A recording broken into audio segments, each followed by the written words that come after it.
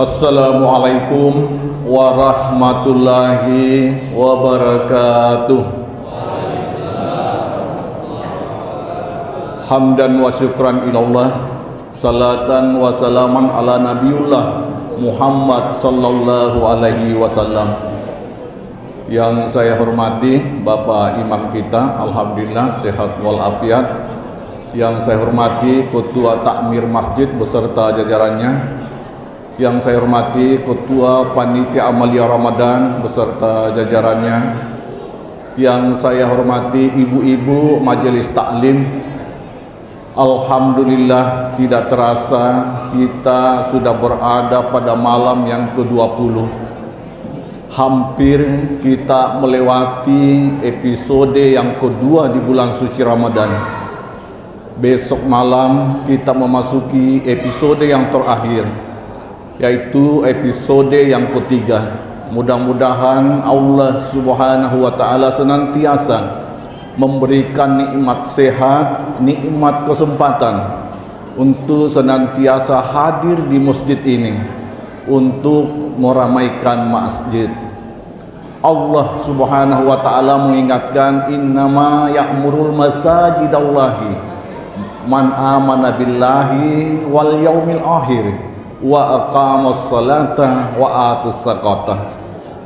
Ini adalah merupakan dasar pembicaraan kita pada malam ini, karena malam ini kita akan membahas bagaimana mengoptimalkan fungsi masjid, bukan hanya sebagai tempat salat, tempat bersujud di hadapan Allah Subhanahu wa Ta'ala, tetapi lebih dari itu ada fungsi-fungsi masjid yang didasarkan kepada sejarah, dimulai dari baginda Rasulullah sallallahu alaihi wasallam. Bapak Ibu yang saya hormati, ketika Rasulullah hijrah ke Madinah, beliau meninggalkan tanah kelahirannya menuju Madinah. Lalu mereka disambut oleh orang-orang Madinah dalam keadaan senang dan gembira. Sering saya katakan bagi bapak-bapak, karena sering saya ucapkan dalam khutbah dan mungkin ibu-ibu belum pernah mendengarnya, bahwa saking gembiranya penduduk Madinah mendengar kedatangan Rasulullah ketika berada di pinggiran kota Madinah. Apa yang dia katakan? Wahai Rasul Allah, wahai utusan Allah dari suku Quraisy yang sangat mulia, masuklah dalam kota Madinah ini, kami akan melindungimu.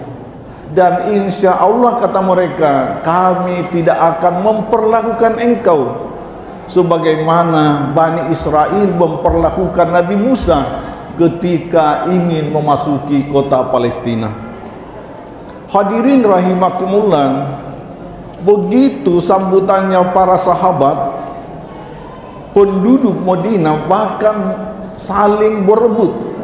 Wahai Rasulullah, wahai Nabiullah Muhammad sallallahu alaihi wasallam, tinggallah di rumahku.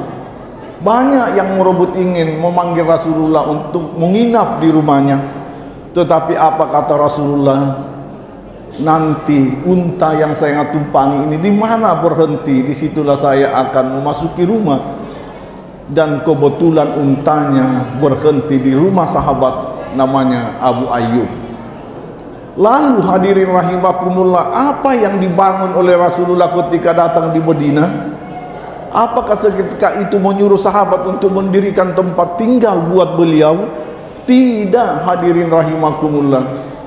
Yang dibangun pertama kali Rasulullah ketika datang di Madinah, meskipun belum ada rumahnya, yaitu Masjid Quba.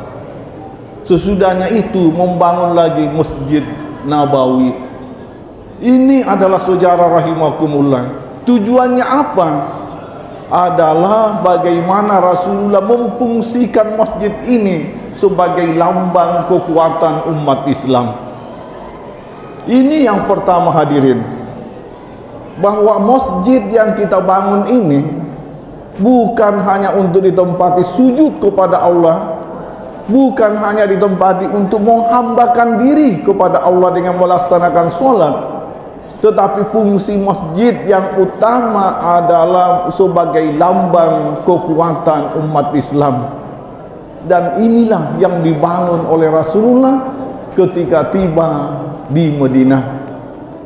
Yang kedua, hadirin rahimakumullah, fungsi masjid berikutnya adalah tempat menimba ilmu pengetahuan, halaqah, tempat untuk belajar. Kita tahu dalam sejarah perkembangan Islam di Indonesia, para ulama besar kita, Kiai Haji Ahmad Dahlan, Kiai Haji Hasyim Asy'ari, dan beberapa ulama-ulama lainnya, di mana dia menimba ilmu pengetahuan? Apakah di kampus di Arab pada waktu itu? Tidak, hadirin rahimakumullah. Mereka menimba ilmu pengetahuan di Masjidil Haram. Mereka mengikuti kajian-kajian fikih, kajian-kajian teologi, dan kajian-kajian ilmu-ilmu yang lainnya. Di mana, hadirin rahimakumullah? Di Masjidil Haram, tempat mereka menimba ilmu. Dan setelah memiliki ilmu yang agama yang begitu banyak, sudah pintar mengkaji kitab-kitab, maka kembalilah di Indonesia mendirikan organisasi yang terbesar sampai saat ini, yaitu Nahdlatul Ulama dan Muhammadiyah. Di mana, hadirin rahimakumullah? Oleh sebab itu, alhamdulillah saat ini para ibu-ibu kita, wabil khusus ibu-ibu kita, senang sekali melihatnya dengan pakaian yang seragam. Mereka berbondong-bondong ke masjid untuk mengikuti pengajian, karena memang demikian, masjid adalah tempat ilmu pengetahuan dan menimba ilmu pengetahuan. Mungkin di antara kita ini belum pernah menikmati di pondok pesantren. Setelah umur kita sudah tua, tidak mungkin kita masuk pondok pesantren lagi. Kita diketawai, Bapak Ibu rahimakumullah. Dibandingkan dengan anak-anak kita yang umuran masih muda, maka saat ini kita mengkaji ilmu pengetahuan tidak lain dan tidak bukan kembali ke masjid. Dan oleh sebab itu, maka alangkah baiknya masjid itu ditempati untuk mengkaji pengajian-pengajian, mengkaji kitab-kitab fikih, mengkaji kitab-kitab teologi dan lain-lain sebagainya. Di mana? Di masjid kita yang tercinta ini. Dan alhamdulillah masjid-masjid di seluruh Indonesia di bawah DMI, Dewan Masjid Indonesia, memiliki visi seperti itu, bahwa saat ini masjid bukan hanya digunakan untuk tempat sholat, tetapi untuk halaqah, untuk bagaimana mendidik anak-anak kita di dalam masjid. Kita tahu saat ini, Bapak Ibu rahimakumullah, Menteri Pendidikan saat ini menganjurkan, mewajibkan kepada para guru, para lembaga pendidikan, bagaimana peningkatan literasi. Rapor pendidikan bagi guru paham betul, supaya rapor pendidikan itu literasi harus warna hijau, jangan sampai warna merah. Kalau warna merah rapor pendidikannya, maka literasinya tidak diakui, literasinya belum mantap. Nah, kembali ke ajaran kita, apa itu literasi sebenarnya? Literasi itu adalah membaca, tidak lain dan tidak bukan adalah kegemaran membaca. Bagaimana mendidik anak-anak kita itu untuk gemar dan menguasai supaya rajin membaca. Maka di pojok-pojok sekolah, di pesantren diadakan majalah dinding, supaya apa? Hobi literasi anak kita semakin meningkat. Lalu hadirin rahimakumullah, ternyata jauh sebelum daripada itu Rasulullah mengajarkan, bahkan ayat yang pertama turun kepada baginda Rasulullah, Iqra bismi rabbika, mengandung ajaran apa hadirin? adalah literasi. Sungguh sangat luar biasa ajaran baginda Rasulullah. Sungguh sangat luar biasa wahyu yang pertama diturunkan Allah kepada Rasulullah di bulan Ramadan pada malam 17 Ramadan, itu mengandung ajaran literasi. Oleh sebab itu hadirin rahimakumullah, masjid kita ini mari kita gunakan untuk literasi anak-anak. Literasi yang mana dulu adalah literasi pembebasan buta aksara Al-Quran. Ini yang utama hadirin rahimakumullah. Kalau literasinya sudah bebas dari buta aksara Al-Quran, maka insya Allah akan meningkat ke literasi-literasi berikutnya. Yang ketiga hadirin rahimakumullah, setelah masjid berfungsi sebagai lambang kebanggaan, lambang kekuatan umat Islam, kemudian yang kedua, masjid berfungsi untuk menimba ilmu pengetahuan, tempat untuk membebaskan anak-anak kita dari buta aksara Al-Quran, maka fungsi ketiga masjid itu adalah tempat untuk bermusyawarah. Mari kita jadikan masjid ini, jikalau ada persoalan di luar masjid dan kita bawa ke dalam masjid, kita bermusyawarah di masjid, insya Allah sangat berberkah.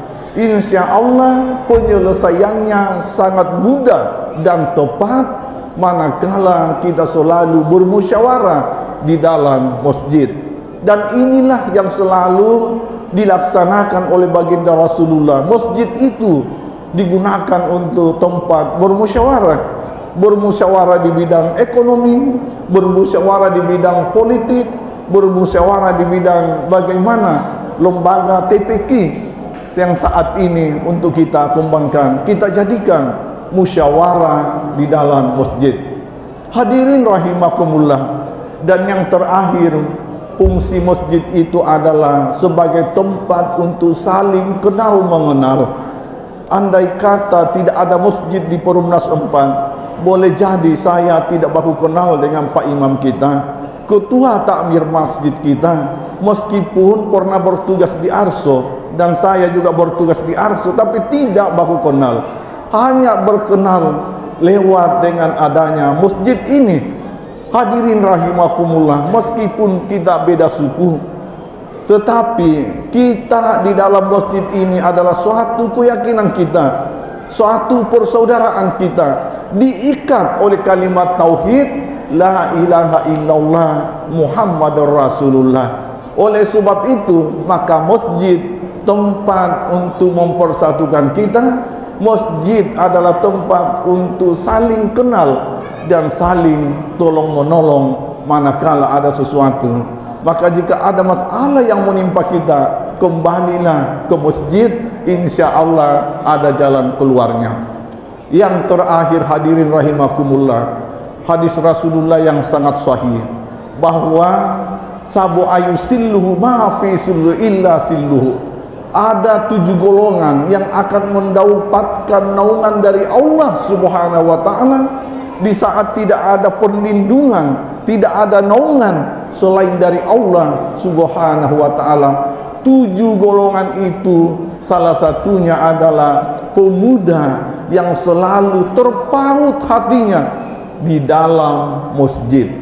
Jadi mari kita mendapatkan naungan dari Allah, maka kita berusaha bagaimana hati kita ini sering-sering terpaut dengan masjid. Hati kita ini sering-sering mendengar panggilan untuk menuju ke masjid. Hati kita ini sering-seringlah jika mengalami suatu masalah, maka tempat kembalinya adalah masjid. InsyaAllah rahimakumullah. Demikian, mohon maaf atas segala kekurangan. Wabillahi taufiq wal hidayah. Wassalamualaikum warahmatullahi wabarakatuh.